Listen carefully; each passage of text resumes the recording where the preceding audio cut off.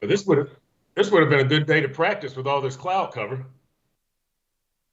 I Mhm. would have liked that better than the brutal days that we've had. Of Yeah, huh? course, I'm not out there running around, so I'm sitting in the shade, so it's different for me. But I'm speaking for the players now, I think.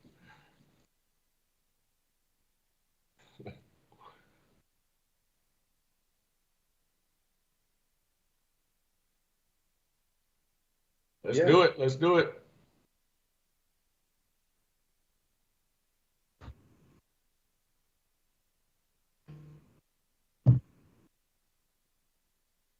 What's up, Dolphins fans? Training camp is in full swing, and so were some of the Dolphins and Falcons in Wednesday's practice. We'll talk about that. We'll talk about Friday's preseason opener, including the backup quarterback battle, and we'll tell you who have been some of our stars in training camp.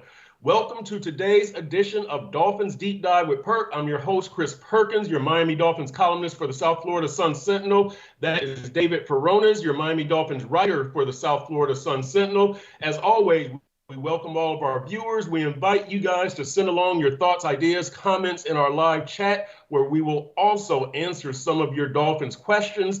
As a reminder, if you miss any part of this show, you can catch the podcast on Apple, Spotify, Amazon, or wherever you get your podcast. By the way, on days we don't do this show, you can look for our post-practice Dolphins Deep Dive updates led by David Furones on sunsentinel.com. Our Dolphins Falcons preseason opener tomorrow night at 7 at Hard Rock Stadium. We don't expect many, if any, starters to play for the Dolphins, but we're going to tell you who will play. When it comes to Dolphins news, this show will be as refreshing as an Olympic pool at high noon. Let's dive in. What about that, Verona's a little Olympic stuff Oh, there, huh?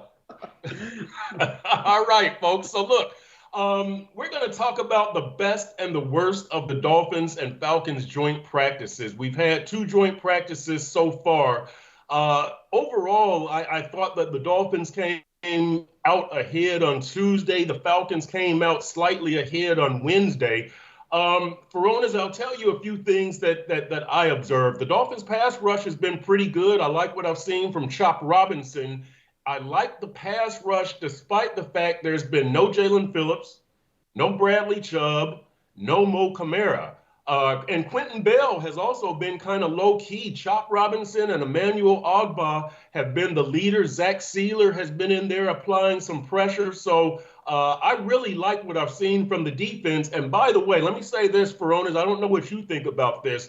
I think Jalen Ramsey has been absolutely outstanding out there. He set a great example. This is a guy who's a ball hawk, right? He's not known for being aggressive, being physical. We've seen him aggressive and physical out there.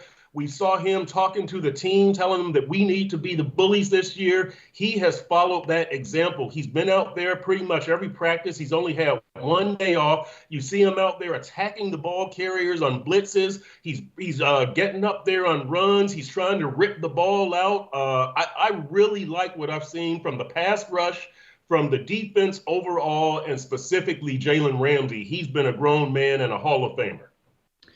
yes. So when it comes to the two joint practices with the Falcons, I think we saw a day one that the Dolphins won, where they really dominated early, and Atlanta kind of settled in as the day went on, but ultimately still very much a net win for the Dolphins on Tuesday, as I wrote in that practice report.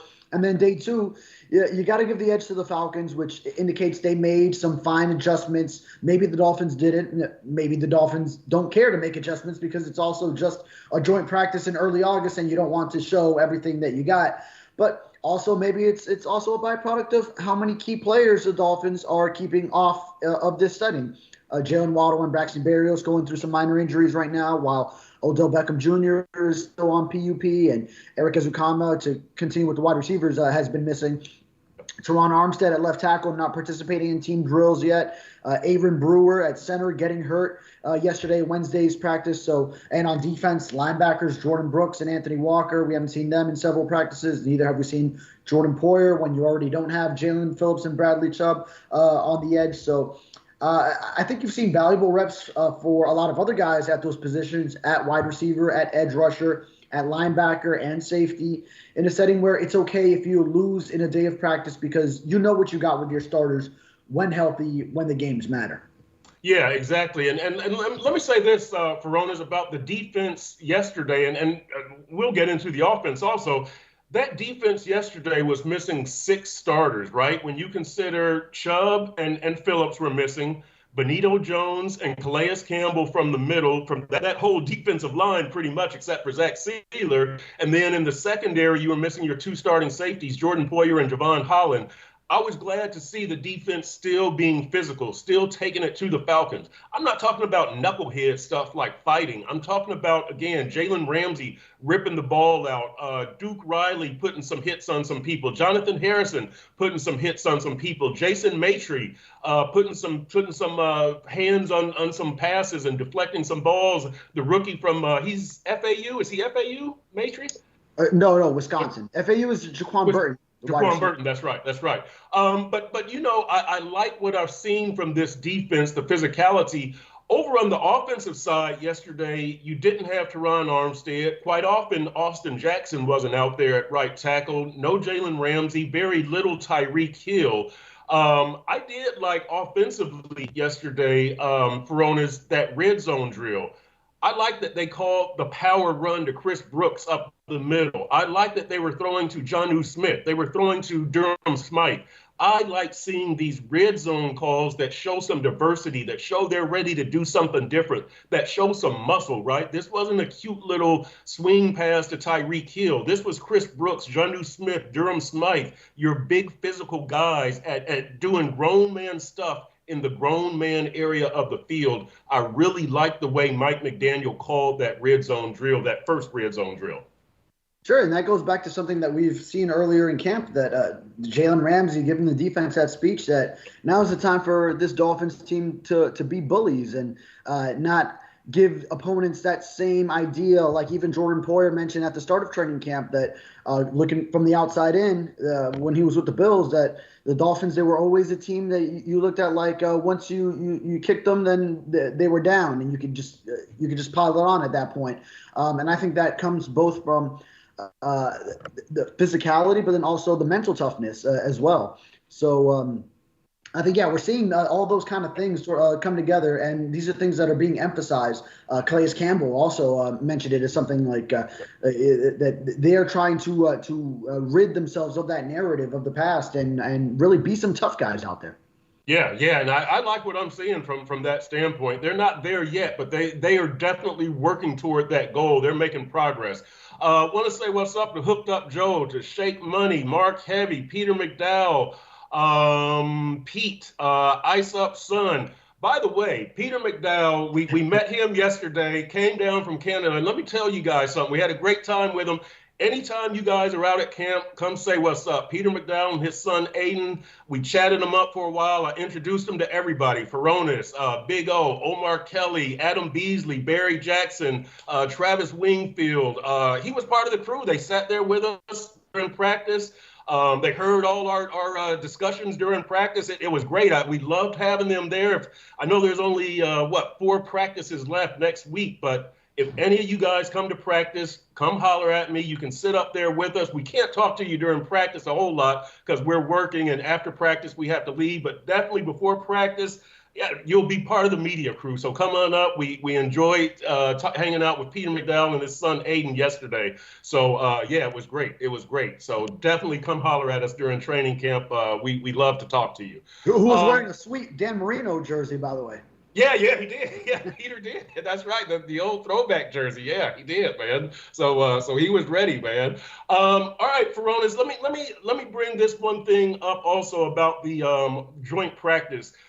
The pass protection from the Dolphins was kind of suspect. The Falcons defensive tackle David Onyemata, number 90, he was wrecking stuff. Are you worried about the interior offensive line of the Dolphins? Yeah, that's one thing still to watch. The Dolphins, of course, lost Robert Hunt in free agency this year and didn't really replenish that right guard spot with someone else. So you're kind of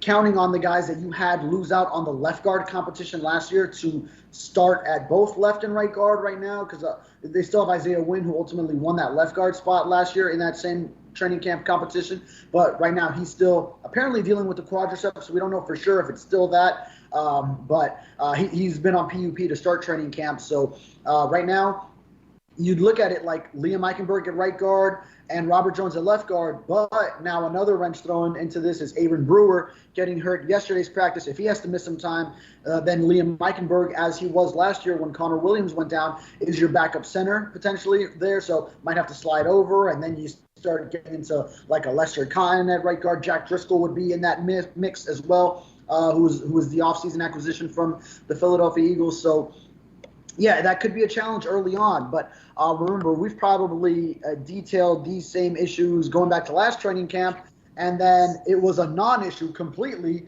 once he got into the regular season games. Week 1, Tua Tagovailoa was kept clean against the Chargers, and that pass rush, everyone thought that they were going to just go to town, feast on Tua and hitting him in that game. It ended up being a shootout that the Dolphins won over in LA at SoFi Stadium, and Tua was kept upright that whole time, and it's a large byproduct to the play calling, getting the ball out quick. Also, Butch Barry's work with the unit now going into year 2 for him, but then also year 3 for Mike McDaniel, for Frank Smith as offensive coordinator, even Darrell Bevel as quarterbacks coach leading Tua and the rest of the guys there. So continuity on the offensive staff. And then I think in training camp you could kind of gauge how much time you really could give your quarterback by testing it. All right, so yeah, you might call some plays, some longer developing routes that you wouldn't in a game if you can see your offensive lineman holding up those blocks. And then if not, then that's when you kind of can limit your playbook to what you can get away with. So I think this is when you can sort of experiment with that kind of stuff, really get a feel for, okay, how much time do we really need these offensive linemen to hold their blocks? What can we expect from them? And then from there, what are the play calls that we can have confidence in that Tua will have the time and the receivers will have the time they need to get open for him? What do you think about the backup center situation? I wrote about it today. Peter McDow is asking about it. It's not popular to say that Liam Eichenberg is a good guy and a likable guy and all that kind of stuff. But I like Liam. I think the team has put Liam in a bad situation. And I did take the team to task for not having a better backup center situation. They've tried, okay? They have tried. It's not like they're letting grass grow under their feet, right? Last year we saw Dan Feeney and Alama Uluave. We saw Lester Cotton, Robert Jones. This year we have seen Jack Driscoll, Andrew Meyer, Ireland Brown. They're trying, but Furones, they've got to succeed. This is a crucial backup position, one of the most important backup positions on the team. And we saw last year against Buffalo when Liam had to start a game at center for the first time in his career. That's not really his strength. So I think the Dolphins have to do better. Again, they've tried, but they've got to nail this thing down, Furones. Do you fault the organization, or are you okay that, they're trying, so let's just keep trying? They've got to succeed here, I think. Yeah, and I think Liam, yes, in unpopular opinion, but he did show some progression as time went on. And, it's not he was not a complete liability later on like he was that first time when he was thrown in there into the fire in that Buffalo game. And it was just a mess once Conor Williams went out in that game. But yeah, I mean, to an extent, yes. Do you fault the organization? Sure. Now, I mean, they tried. They went and got Aaron Brewer this offseason. Conor Williams, of course, with the knee rehab. Then that threw a wrench into potentially if you would have brought him back, or how much money you would have had to pay. I mean, if he was healthy, then it would have been probably a situation where he demands a lot of money, and you couldn't bring him back considering you already let Christian Wilkins walk and Robert Hunt walk. And in order to re-sign the guys that you needed to keep this offseason and extend all those players like Tua, Tyreek, Jalen Waddle, restructure Jalen Ramsey and Bradley Chubb and whatnot. Teron Armstead also for another year. But, yeah, I mean, it's a concern right now. Hopefully Aaron Brewer, it's just a minor issue, and then you're not missing him come time for the regular season.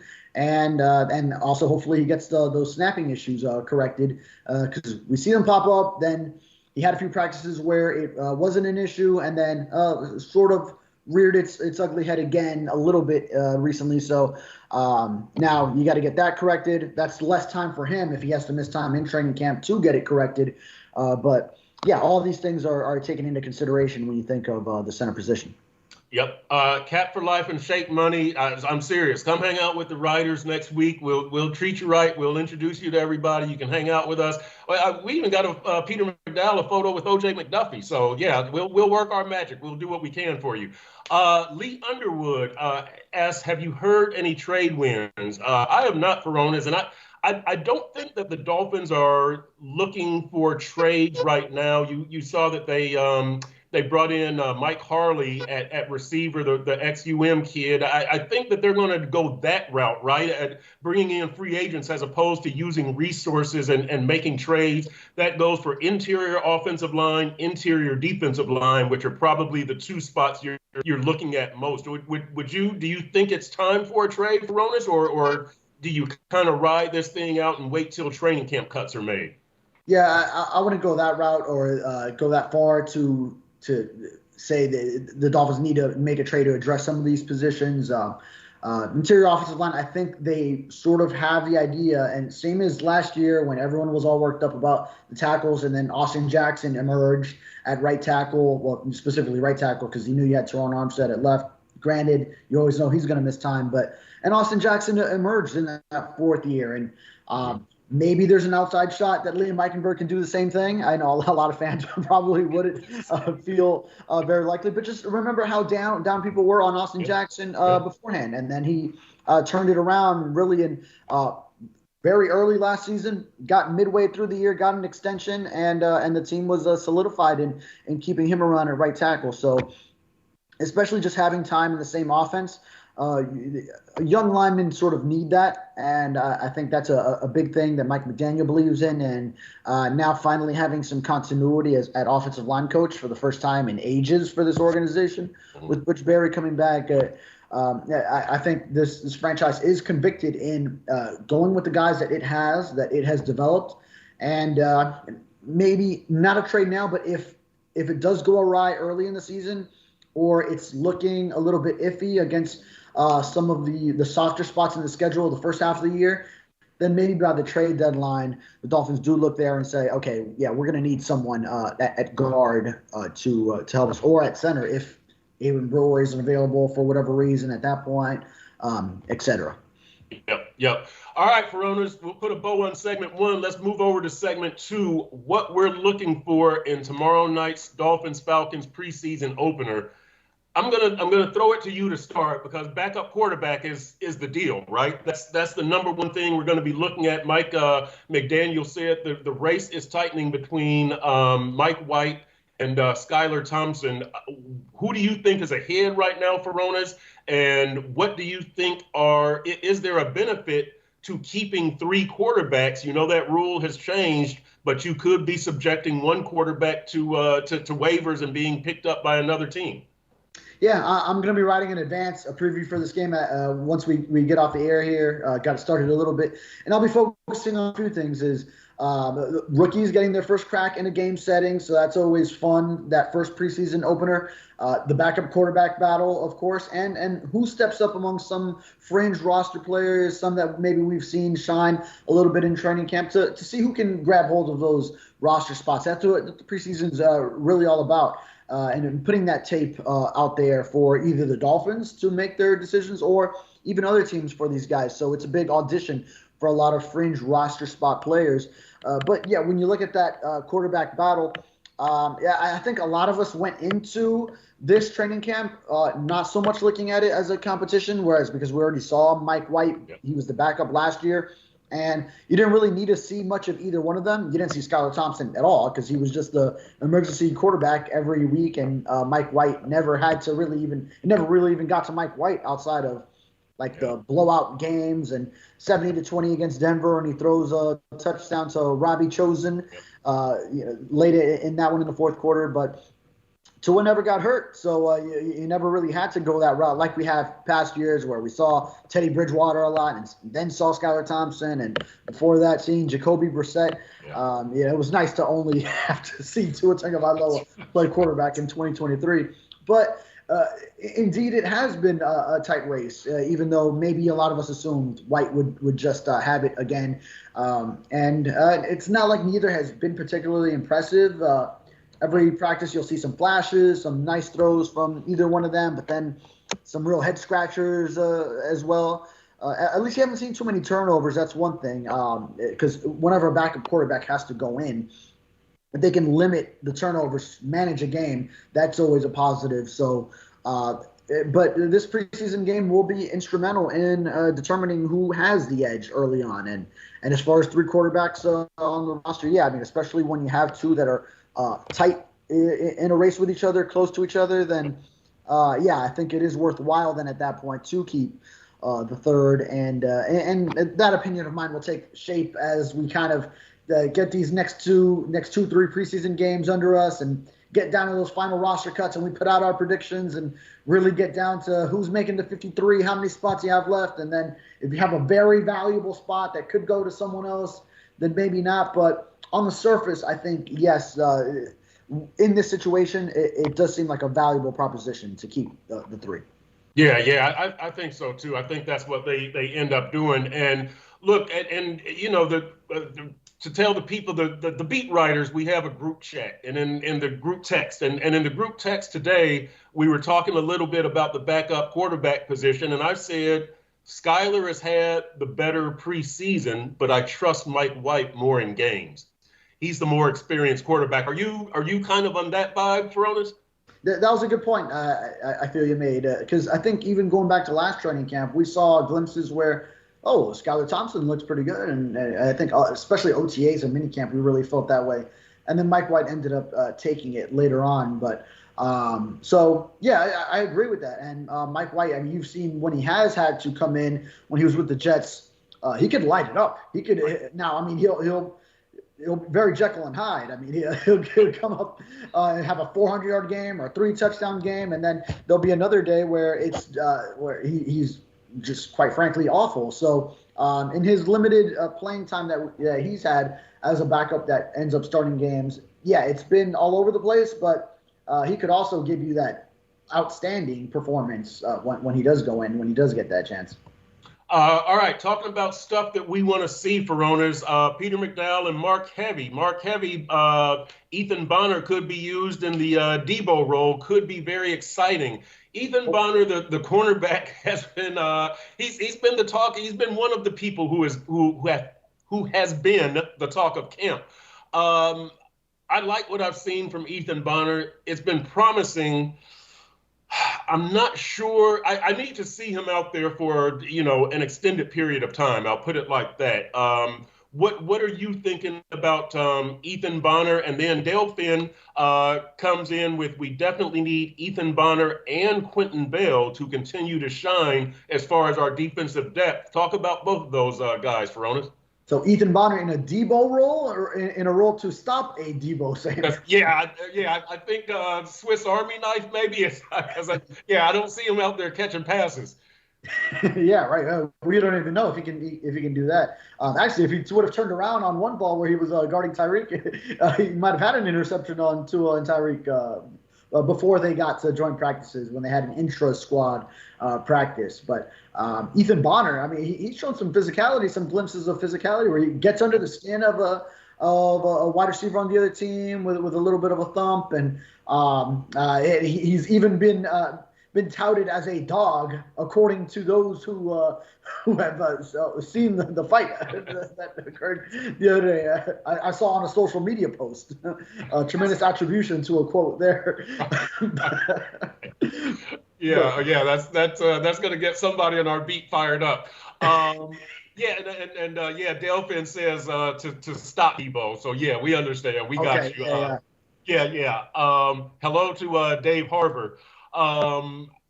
Furones, let's talk also about Butch Barry, because the offensive line coach, because as we do talk about interior offensive line, I'll also throw this in. Yesterday at the offensive tackles, Teron Armstead was not out there. He hasn't done any 11 on 11. That's fine. Austin Jackson was out there sparingly. So we got a lot of Patrick Paul, Keon Smith, Kendall Lamb, and it was kind of shaky. Although I like what I've seen from Patrick Paul overall, I think Chop Robinson has probably gotten the better of him in the one-on-ones, but it's been reasonably close. What can Butch Barry do on top of what he did last year to kind of help this offensive line grow and mature? We think that, he talks about the standard and he communicates very well with his O-linemen. What is there anything else that Butch Barry can do? Because I think schematically, with the quick passing that Mike McDaniel has done, they've helped this offensive line about as much as they can. But I do think that Butch Barry is part of why they were effective last year. Yeah, I think the main thing is continuity in the same system. It's having the same guy there for another year at offensive line coach specifically, and then just now being in year 3 of an offense under Mike McDaniel and Frank Smith. And Frank Smith, who's also an offensive line guru in his own right, who took on a lot of the offensive line coaching duties his first year as offensive coordinator. But I think just the continuity is the big thing. For a lot of these young guys, not to have to change systems year to year. So you finally have that. It's consistent now. More time in the system for these young linemen. I think you'll see some benefits to the games of Liam Eichenberg. You have already seen it with Austin Jackson. Robert Jones is another one. As they sort of elevate into these potential roles where they could be looked at as legitimate starters now. And I think they take on those roles just genuinely, with truly believing that they belong there. And I think that's where it starts, and just the consistency in the system will be beneficial to them. Mark Heavy says he was thinking about Tanner Conner instead of Ethan Bonner. So let's go this direction, because Mark also says kind of excited about Conner and his speed and seeing him used the way we used Easy E last year. The tight end thing, Furones, I think that we would agree that Durham Smythe and Jonnu Smith are the top 2. I think Julian Hill is number 3. I think Jody Fortson is number 4, but Tanner Conner might be number 4. What do you think of, Tanner Conner? We've seen his athleticism. We've seen it being teased. What will it take for him to get on the field in this offense? Because he's got an uphill climb. And do you think he can make the 53? Is it practice squad? What are you thinking for the whole tight end group and then Tanner Conner specifically? Yeah, I would think it is tough for him to crack this active roster because, yes, he did make the roster as a rookie undrafted 2 years ago. And then last year, he revamped his body and everything, and he's converting more into a true tight end. Remember, he was a big receiver in college, so he was making a transition, and he was kind of stashed on the active roster that whole first rookie year, but still around even as he was left out there to potentially get picked up last year. But yeah, I mean, Durham Smythe and Jonnu Smith. I mean, Durham Smythe is obviously a mainstay here in this offense, has survived different coaching staffs, different systems. And the current coaching staff loves him. Tight ends coach John Embry, of course, Mike McDaniel, with the wide zone emphasis on blocking in this run game. Durham Smythe is amazing in that role. So I think they love him for that. Jonnu Smith adds the pass catching asset that they need out of the tight end position, both being able to run after the catch and be a red zone threat. I think you wanted to see if Jody Fortson could give you that too, but he hasn't really stood out yet in camp and has had some drops with the opportunities he has had. And Julian Hill, I think, where Tanner Conner was that tight end who made the roster 2 years ago, Julian Hill was that guy last year. And I think he's more true to what this coaching staff wants out of the tight end position. He's a physical blocker. And at 6'4", I mean, we didn't see it too much last year translated to games, but he could go up and get a ball over a defender in the end zone if you throw it up to him on a post, when you're in that red zone area. So I feel like we saw plenty of that last training camp, and even though it didn't translate into the regular season, He still has that in his game. So Julian Hill, I really like, and that's why I would consider him number 3 there. Yeah. And then makes it tougher on both Jordy Fortune and Tanner Conner, who he has flashed at times, but still, I think the Dolphins, if they could keep him on the practice squad, that'd be great. I don't think there's a spot for him on the active roster, but you leave him open, of course, to get picked up by another team. Yep. We're talking about what we want to see tomorrow night in the game. Pete says the 2022 and 2023 drafts suck, so we do need some UDFAs, undrafted free agents, to hit. He lists Julian Hill, Ethan Bonner, Kader Kohu, Braylon Sanders. Furones, I had a column saying that Devon Achane and Chop Robinson could kind of save the past 2 drafts. They're kind of the stars. When you look at the past couple of drafts, past 3 drafts, who do you want to see tomorrow night from that crew standing out? Channing Tindall, right, is a guy that, as a draftee, this dude needs to make a move, right? Patrick Paul is somebody, I'm not sure that he's above Kendall Lamb right now. I would like to see some good stuff from him. There's some guys from the previous couple of or 3 drafts that I would like to see them do something tomorrow night, Furones. Yeah, I mean, and scarcity, of course, from the first 2 of those 3 drafts, because you had just 4 pick hauls from those, and one of them was a couple of 7th rounders, and then you really start to narrow it down when, okay, well, Cameron Good was one of those guys, and he's on PUP, and Skyler Thompson, of course, we already talked about him. He's going to be one of the quarterbacks now competing for the backup spot. But, Eric Ezukanma is injured right now. So Cam Smith. But Cam Smith, of course, is one of the main guys you mentioned. He's just coming back. He missed a few practices. Saw him a little bit in some team setting, so kind of ramping back up. So I imagine we'll see a little bit of him. Of course, you don't want to aggravate anything, but I imagine we do see him get some reps, but probably in a limited role because he's probably just coming back from whatever was bothering him, the undisclosed injury. So get him some work. I mean, you already know what you got out of Devon Achane. Channing Tindall is a guy you mentioned. Yeah, you need to see some more glimpses out of him. It's going to be tough for him to make this team as an inside linebacker. It depends on how valuable Danny Crossman sees him special teams wise, because that's really his path to make this team. Because defensively, you lost one inside linebacker, game 2. When you think about it, Jerome Baker on his way out, but Jordan Brooks and Anthony Walker come in. That means Channing Tindall now, instead of being number 4, because Duke Riley stayed on board too with David Long. So Duke Riley, some wondered this offseason if he would be cut for some mild salary cap relief. That hasn't happened to this point, and he even earned an orange jersey recently. So you look from that perspective, then now Channing Tindall's really number 5 when it comes to inside linebackers. So he's not even on the 2 deep when it comes to that.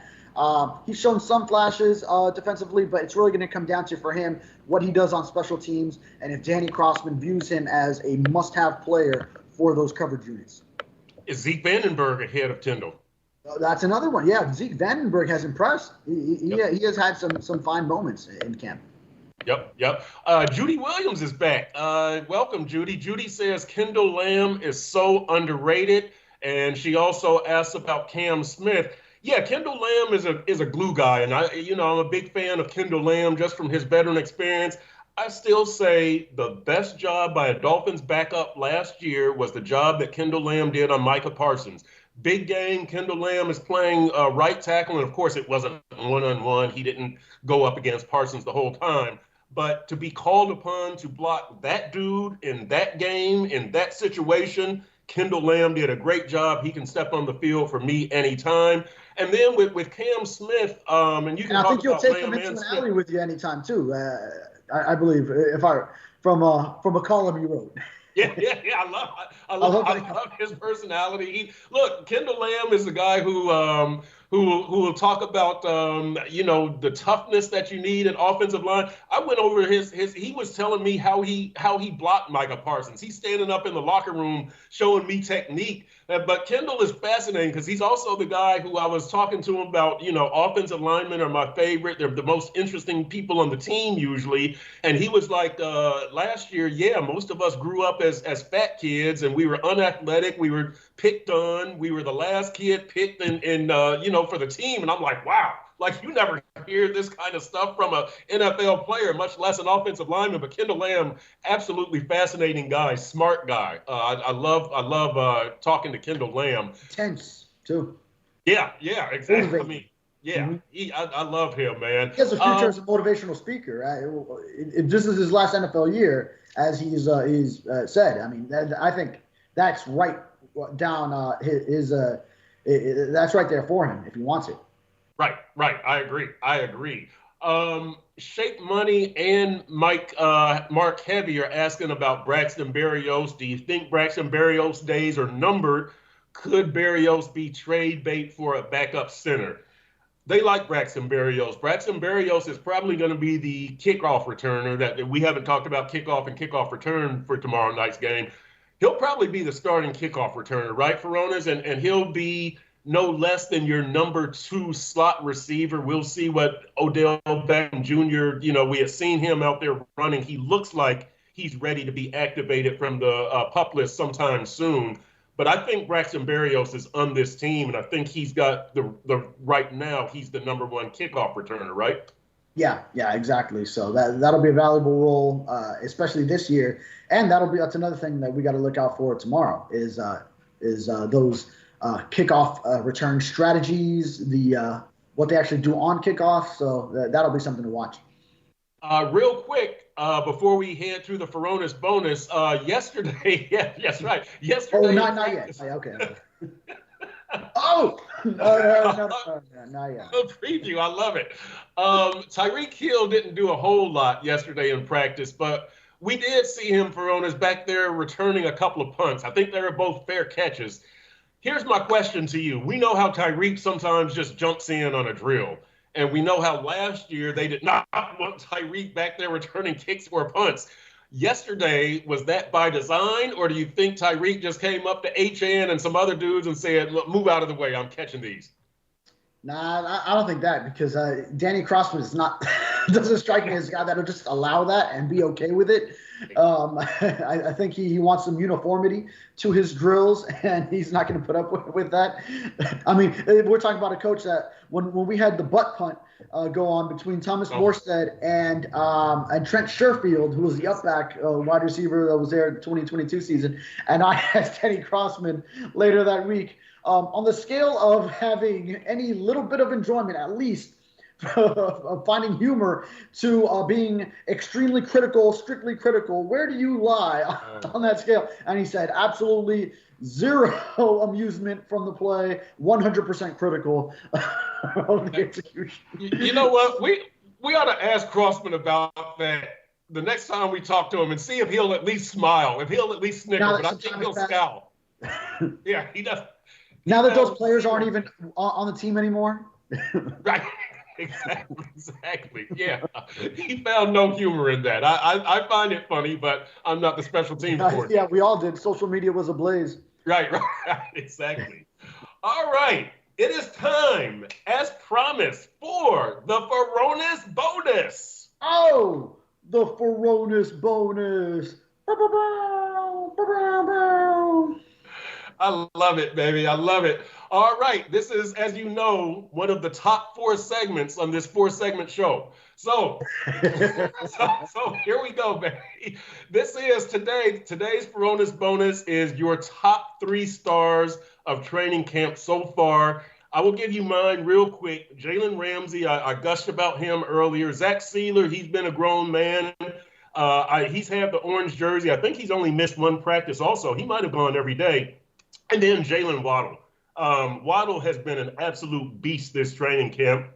Tough kid. He's out with an injury so far. I think he's missed the last 2, but those are my three: Ramsey, Sealer, and Waddle. There's definitely Tyreek Hill, Chop Robinson, Tua, River Craycraft, Emmanuel Ogbah, Quentin Bell, a whole lot of people. Who do you like, Furones? Yeah, I could almost go with three edge rushers for three stars in Chop Robinson, Emmanuel Ogbah, and Quentin Bell. A true testament to how good the edge rushing options behind Jalen Phillips and Bradley Chubb have looked, and also new outside linebackers coach Ryan Crow's job with these guys. I mean, Ogbah, he just got in. Chop Robinson, a rookie that was brought in first rookie minicamp in early May, and then Quentin Bell, a practice squad player last year. But to get some variation in, so I don't just go three edge rushers. First, I'll say Jalen Waddle is one of them because he's been phenomenal before missing the last three practices. I mean, obviously, you already know he's as good as advertised, but really no qualms over giving him that extension. He is not changing one bit. The money is not changing him one bit, as we see in these early practices since he received that extension. I'll put all the pass rushers as co-stars for one spot because they've all been solid. So those three guys I mentioned, Chop, Ogbah, Quentin Bell, I'll give them just one unified spot, so I still have one left. And then I don't want to say Tyreek Hill or Jalen Ramsey. That's too easy.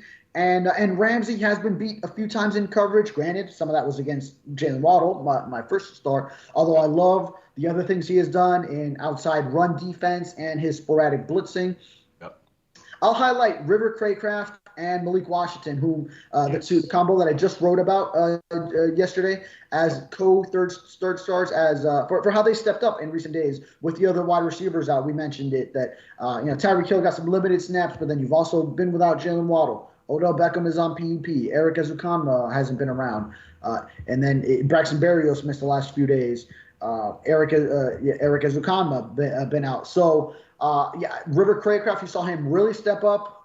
The Tuesday joint practice against the Falcons, multiple downfield intermediate routes of 20, 25 yards, different parts of the field, different routes, going across the middle, going to the left sideline, going to the right sideline, different quarterbacks. So you see that he's got chemistry with all those guys. Very valued blocker, knowledge of the offense. He's like having an extra coach in the wide receiving core, and that's why in Coach Wes Welker's, wide receivers coach Wes Welker's competition that he has within the unit, where he splits Tyreek Hill and Jalen Waddle into two teams, Tyreek Hill goes with River Craycraft as the first pick because he does all the things that get you points in Wes Welker's scoring system, the running the right route, being in the right place when it comes to motions, the blocking downfield, which is huge in this offense, all that stuff River Craycraft does. And Malik Washington, I think, as a rookie, 6th-round pick, a guy considered a steal that the Dolphins got that late as a slot receiving option who's been very quick to pick up the offense, all these things that are challenging for a rookie wide receiver. He's done so very early on, and he's shown a lot of great glimpses of what he can do, both in the short yardage scenarios, which is what you usually see from those slot guys, but then also going downfield. He had a big catch down the field just last practice from Skyler Thompson. So, I'll say those two guys to get another co-star. So I'm just getting in as many players as possible in these three slots that you gave me. That's good. I think I got like 6 guys into 3 spots. That's good. I like that. I like that manipulation. That's acceptable on this show. You know that. Pete's Takes, welcome. Yeah, you did make it just in time for the Furones bonus. This from Judy Williams while we're in the Furones bonus. She says, I hope Sealer has another great season. A part of me wonders if he shined because Wilkins took the load off him. Furones, I'll let you take that one first. Say again? What if? She says, I hope Sealer, let me get back to it. I hope Sealer has another great season. A part wonders if he shined because Wilkins took the load off of him. Okay, yeah, right. Wilkins. For some reason, I heard Williams, and I was like, all right. Yeah, well, Wilkins and Sealer were such a great combination. They work so well as a tandem is one thing. So neither one of them had to take on double teams all the time, per se. And both of them had high sack numbers last year. Also a byproduct of Vic Fangio's scheme. He was blitzing less. So the pass pass rushing pressure had to come more so from the down linemen. So that's why you saw Skyler had a 10-sack season and Wilkins nearly got to double digits, and then he fled for the big money in Vegas. But now in this system, you won't see as many of those 90% snap counts for those two. Now, at least we know that Skyler is capable of it, but if he is taking on more double teams and whatnot, then you might get some more rotation so he stays fresh. But just the rotation and staying fresh will be huge for Anthony Weaver. As a former defensive lineman himself, I think he's big on that, and I think that's why instead of just going for a big free agency signing at defensive tackle, which you could argue Calais Campbell is that in his own right, although they got him for a veteran minimum, which it was an absolute steal of a contract, which Campbell recently told Dan Le Batard's show that he had significantly greater offers elsewhere, as we figured, but he really wanted to be a Miami Dolphin, so he came here. But with him rotating in and out, Zach Skyler at the nose, Benito Jones and Tier Tart, and that you also have like Jonathan Harris, who flashed a little bit, Deshaun Hand, recently Neville Gallimore, who was brought in, and Austin Clark, the defensive line coach, is big on him, having a past with him. All these guys coming in and out, it's going to keep them fresh, and I think you're going to see the benefit of it. So Zach Skyler will get his opportunities, not so much from Christian Wilkins helping him and taking away some of the burden and vice versa, but it's going to be more so he might be the main attraction to the opposing offensive line. It'll open stuff up for others, and then once they start getting going, then that's when Zach Skyler will have his opportunities. We will wrap up this segment with this one, and there's some chatter about Mike White on the chat here that we'll take in the next segment. But to wrap up this one about your favorite stars of training camp, we didn't mention Anthony Weaver. Peter McDow says excited to see Weaver's. I know he's not, but you're the one who manipulates the rules here, Furones. So come on, you could have included him. But here's what Peter McDowell says: excited to see Weaver's play calling, as I felt Fangio was too soft at times last season, and I think this year we will be creative, which is exciting. I agree with Peter McDowell. Anthony Weaver could be one of the stars of training camp, because when we talk about the pass rush without Chubb and Phillips, and we talk about the aggression, and we talk about what the defense has done here, even with guys like Ethan Bonner and Quentin Bell, they're getting some coaching from somewhere, and the system fits them. What do you think about the defense? What do you think about what we've seen from Anthony Weaver from that standpoint? Yeah, I think it's going to be a fine marriage of the past two schemes that the Dolphins have been under, where it's going to be a nice in-between, where it's not going to be the stagnant, consistent looks that Vic Fangio gives you to limit big plays and then put guys in positions for turnovers, keep the pressures simple. It won't be that. And then it also won't be as uber aggressive as the Josh Boyer defense and Brian Flores defense was that preceded it. So I think it'll be a nice in-between, a marriage of the two. Mike McDaniel has seen both extremes, and I think he had some things that he liked of Josh Boyer's scheme that he brought over from being under Flores, but didn't like all things. So then he went the other way with Vic Fangio, and I think now he sees that, well, if I could just kind of find this in between, and I believe Weaver will find that, where there will be some of the too high shells and cover fours and those in the back end sometimes, but then there will be opportunities for an exotic blitz. More so than it was in the past, or where even Jalen Ramsey, which we've seen highlighting him on some blitzes. And then maybe Javon Holland using his range. He could be in some more single high safety looks where it's not just, okay, just stay to your quarter in a quarters coverage, that type of thing. So, I think he'll highlight more so a lot of the unique abilities of some of his players. Yeah, there's a little split opinion here on the chat. Eric Rivera says Weaver going to be MVP. What a hire, going to change the attitude of the D. Pete says Weaver, another thing, yeah. Yep. Pete says Weaver is the real deal, but Pete's take says Weaver is cooked. Guys, the regression will be huge statistically. So we'll see what happens. Top 10 defense last year, as you know very well from from a certain friendly wager you lost with. That's right. Not with me, but Right. With a departed Miami Herald writer who has gone to Cleveland. Yeah, I did lose that bet by what, like 11 yards or something like that. I But still don't think you've paid, have you? no, no. Remember, I offered.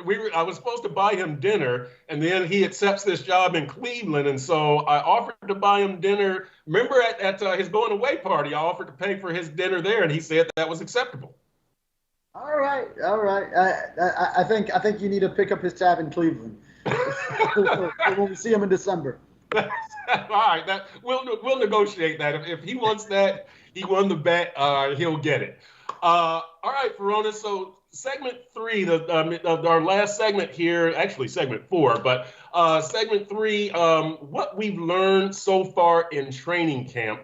And I'm gonna go. Oh, that's not now. Sorry. All right. I missed my cues. Right, that's right. Exactly. All right. So there's been some Mike White chatter on here. There's been some Tua chatter on here. So let's start off with Mike White. Pete Shake says, Perk, we played and lost to the Falcons last year, 19-3. Started Mike White. You think tomorrow we start Mike White again? Judy Williams chimes in with, I can't believe we haven't upgraded on Mike White. And then Pete says, ugh, yeah, Mike White, ugh. Pete states, Judy, Mike White is bad enough to make any QB look good. Your thoughts on Mike White? I don't know if it matters who starts, but I think Skyler has had the better camp, but I trust Mike White more in games based on what I've seen from him. I think Mike White is going to win this number 2 job. Do you have objections to either quarterback as number 2?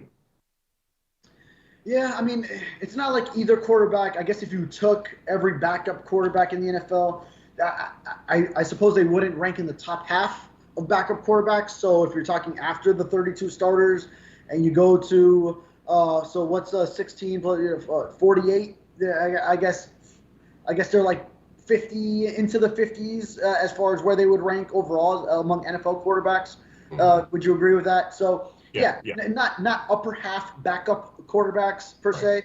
Right. Neither one of them, and that's why it's sort of a tight battle. Even one where if you expected Mike White, should have just run away with it. But I agree with you where it's sort of a thing where I think Mike White is more of a gamer. He's more of a gamer than a practicer. So a practice setting quarterback. So that's probably why, because we saw a similar thing last year where OTAs and minicamp, Mike White didn't look too impressive, and then you sort of saw once you got into the preseason games why he was the guy for the backup role, and then he solidified himself as the number 2.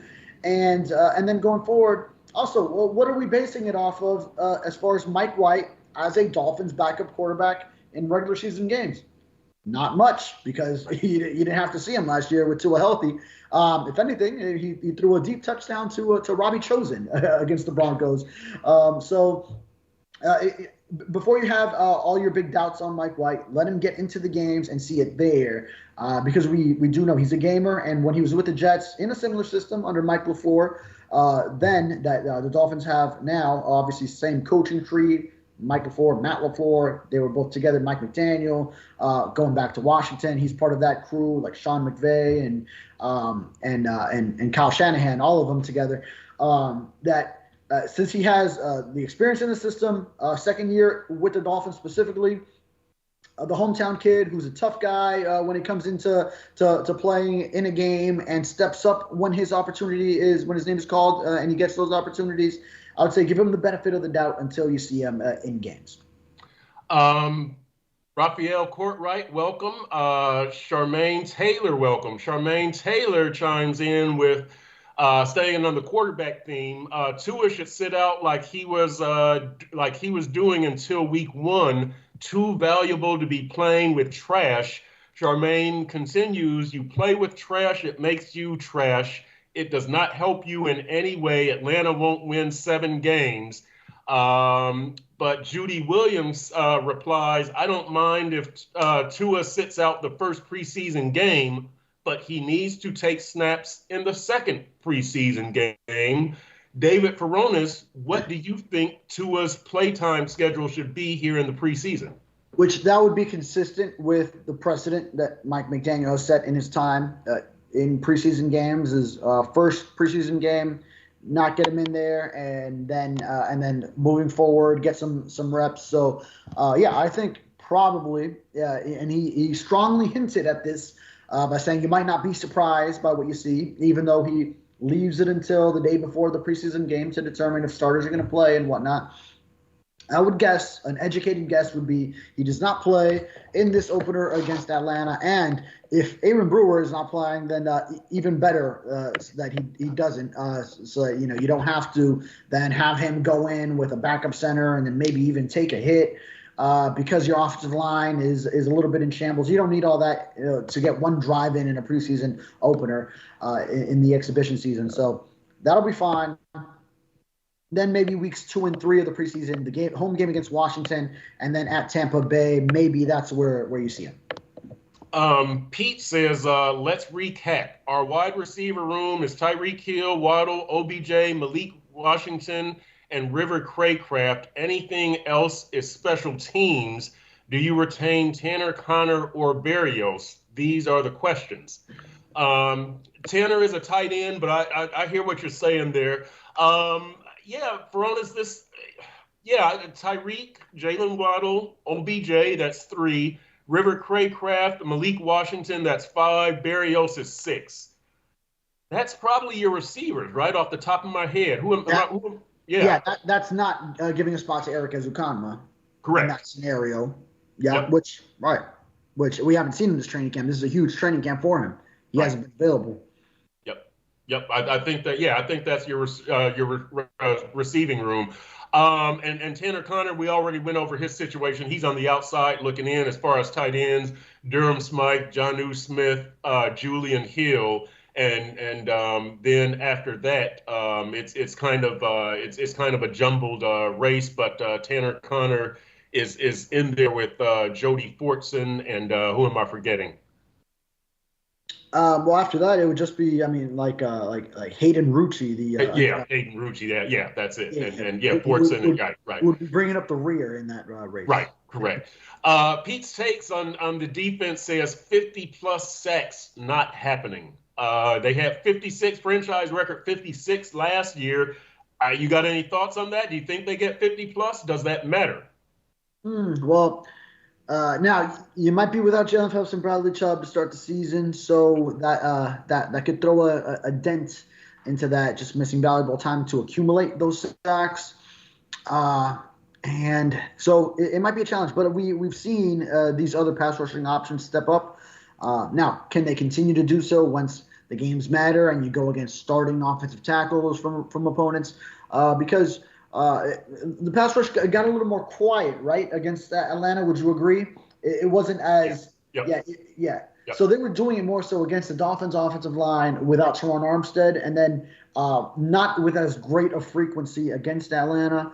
Still there was some presence there still, but so we need to see how they fare against starting tackles in regular season games if it really does come down to Jalen Phillips is still not ready, and I believe Bradley Chubb will most likely start the season on PUP, and then Jalen Phillips is more so.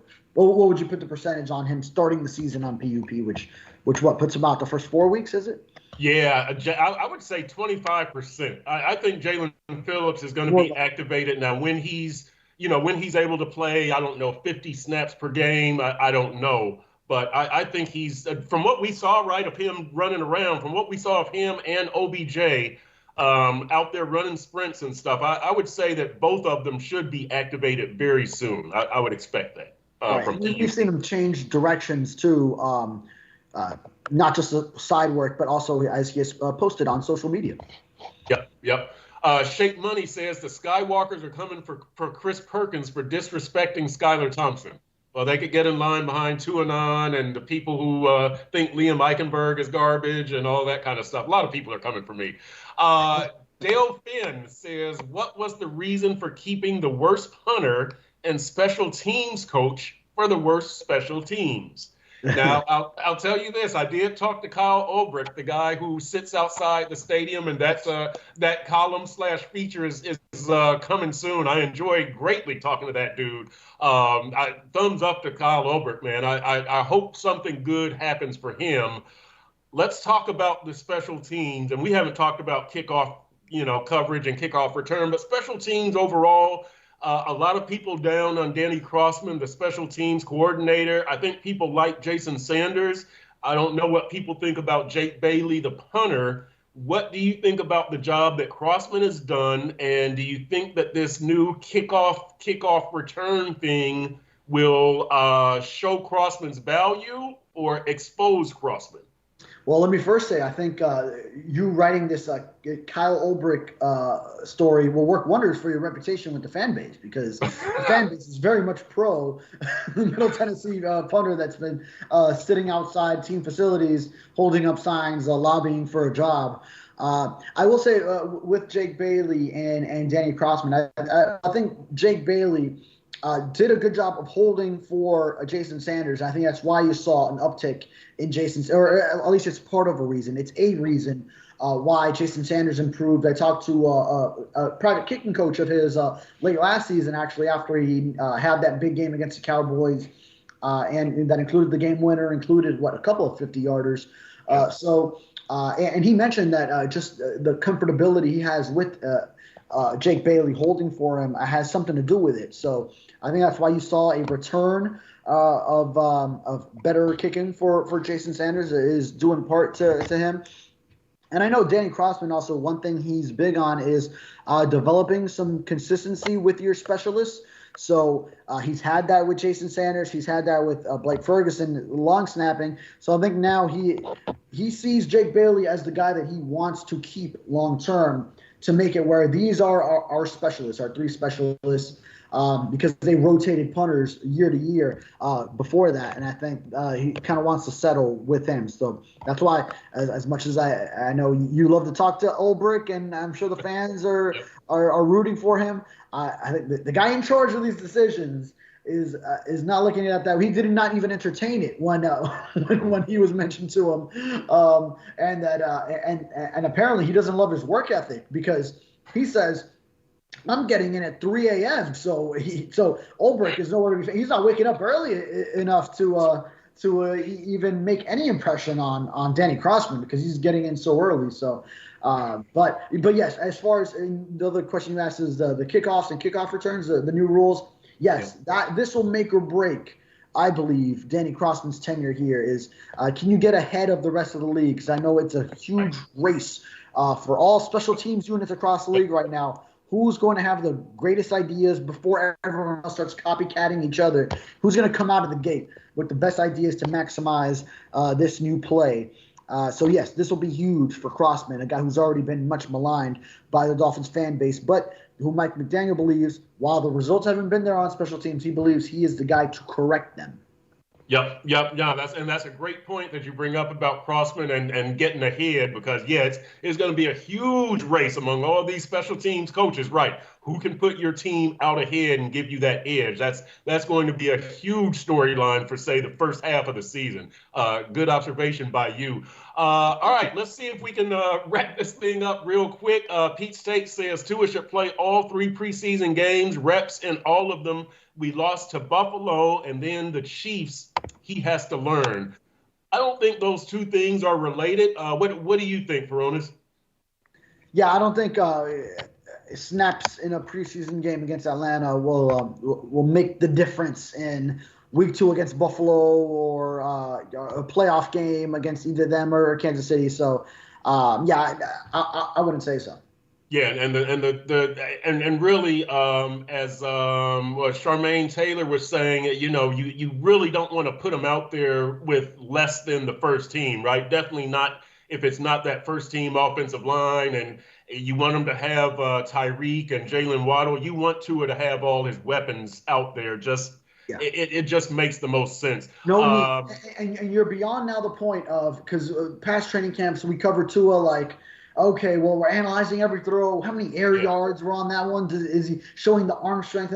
We're beyond that type of evaluation now. He is the guy. they just signed him to the long-term extension. So now you don't need to see the preseason snaps from him to determine what you got into, or you're beyond that point. Now he's the guy, and you just do what's best to get him ready for the regular season. I'm glad you said the extension. Dale Finn had chimed in a while ago, and I meant to get back to it. I'm sure glad all the major contract issues are finished so we can focus on football. Furones, do you think that any of these contract issues would have been a major distraction, Waddle, Tua, or Tyreek Hill, if we went into the regular season and one of them wasn't done? Major distraction? I don't think so. I think Tua probably was just intent on this is what I would say often on Big O Show when he would ask me this all throughout the offseason, I feel like he was just going to sort of make a little disturbance early in training camp, but then get to a point where he focuses on the season. Good for both sides that it just settled and they got the contract that both agreed upon. I don't think Tyreek Hill. I think Tyreek Hill is prioritizing the team. I think he made that much clear from his opening training camp press conference that his goal was now to win in the postseason with this team. I think that's the theme of this season, is that everyone identifies, it's really all about winning in the postseason right now. It's not about the individual accolades. Now Tua has his contract, and Tyreek Hill, he did the 2,000-yard vying for it thing, but it's all about the team success now for both of those guys and everyone else, including Coach Mike McDaniel, who's very passionate, I believe, about winning for this organization and the fan base that has been deprived of a playoff win for more than 2 decades now, 24 years it's been. So I think, and how did we get to that point? The contracts. And now that also leaves Javon Holland as the guy that's left. And I wrote about him this week. Is he next? Now the Dolphins have so much of their future cap tied up with all these contract extensions. So can they give Javon Holland the money coming off the couple of knee injuries that hurt him at the end of last year? He's going to come down to this fourth and final year of his rookie deal now, and then you see where you're at. He could be a free agent come next season. It's interesting. Judy Williams says, I was hoping the Dolphins would have Tua play out his 5th-year option. Peter McDow, same Judy Williams on Tua, but they caved to pressure. I thought they should have had him play out his 5th-year option also, but I do think it would have been a major distraction. I would have focused a lot on it. The national media would have focused a lot on it. Tua would have been asked about it. McDaniel would have been asked about it. So I do think it would have been a major distraction. Last two here. Pete's Takes has 2 things here. 0-4 start if both sit out, Chubb and Phillips. And Pete's Takes also says, what about all these injuries now? I'll go first. I don't think Chubb and Phillips are going to make them start 0-4 if they're both out if they're both on the PUP list and have to sit out the first 4 games. I think the quality of opponent would do it, starting off with Jacksonville and Buffalo, and they should beat Seattle. But I don't see an 0-4 start. But it's a long travel to Seattle. Yeah, I know. I don't know. That's a road trip. I don't want to disrespect our Miramar man, Geno Smith, either. But they should win that one. Here's a bigger thing. What about all of these injuries? Pete's Takes mentions Chubb and Phillips, but we do have to watch all the 30-somethings and their overall health, right? OBJ, Jordan Poyer, Raheem Mostert, Teron Armstead, Calais Campbell. Waddle is a little banged up. Berrios is a little banged up. Javon Holland got a little banged up. Are you worried about the injuries? Do you think this season would be anything close to the previous 2 seasons as far as injuries? Well, it would be a huge blow if it does get to that point again, and you have another postseason where you're using the same excuse, alibi, reason, whatever you want to say, for why the team couldn't win in the postseason. You want to take every measure to make sure that you're healthy by then. And I think you're not concerned just because some minor injuries that, as far as we know right now, as far as what's been told to us, are occurring early in training camp in the preseason. if some of these guys are still out once you get into games, or lingering issues lead to aggravations, then that's where you really start to get concerned. You want to be healthy at the end of the season. So what if you're healthy at the start of the season and you start off rolling? Then if you start losing guys week 11, and then another guy goes down for season week 13, and then by week 15, 4 more guys go down, and they're week to week through the most daunting run of the regular season leading into the postseason, then yeah, that would just be really awful. I agree. It's another late season scenario where it goes down like that. Oh, no. Let's hope not. Let's hope they stay reasonably healthy and right. We can get an honest look at how this team plays down the stretch. Hey, we want to thank everybody for joining us. By the way, once again, if you guys are at training camp next week, come holler at us. We sit up at the top of the stands. The whole group of media. Again, I'll introduce you to everybody. Furones will introduce you to everybody. You'll shake hands. We'll have some conversation. It's tough to talk to you during practice and right after. That's not overpromise either, because we still got. Yeah, because we're working, but. Come holler at us, man. We'll hook you up. We'll have a great time up there.